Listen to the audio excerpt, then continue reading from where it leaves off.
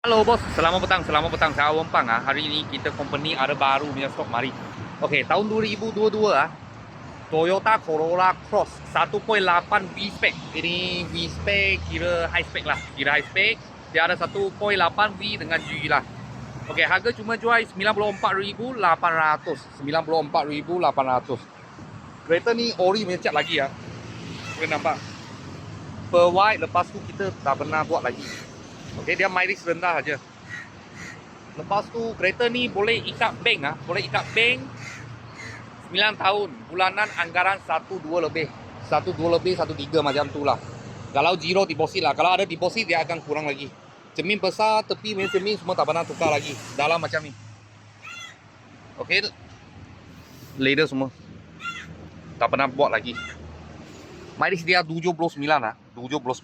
Plate nombor saya tak ada tutup, boleh pergi Toyota sana cek lah. 360 kamera semua ada. Okey, belakang macam ni. Dia sebiji SUV lah, SUV punya kereta. Lepas tu dia multi function, steering semua ada sini. Okey, dia punya emergency brake lah, semua ada function kat sini. Okey, dia bubung pun sama juga. Dia ada cover ini buka, boleh ikat box. Ikat itu bracket, letak box ke atas. Belakang macam ni. Ini leather original lah sebab V-Spec mah, V-Spec. Belakang macam ni, dia sebiji SUV punya kereta.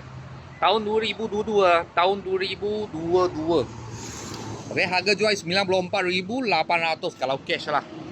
Kalau buat loan bulanan anggaran 1,200 lah. 1,200 atau 1,300. Macam ni. Okey, lepas tu cermin tengok dia ada logo mah. Corolla Cross punya logo kat sini. Tahun 2022, cermin pun tak pernah tukar lagi. Harga jual, harga cash 94,800. Kalau buat loan ikat bank ikat bank 9 tahun bulanan 1.2 lebih. Anggaran lah 1.2 lebih.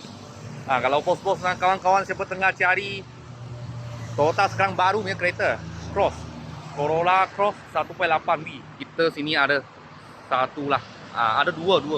Ini ada 2 biji. Ada 2 biji. Kalau ada apa murah-murah kita, saya akan video lagi. Thank you bos, thank you.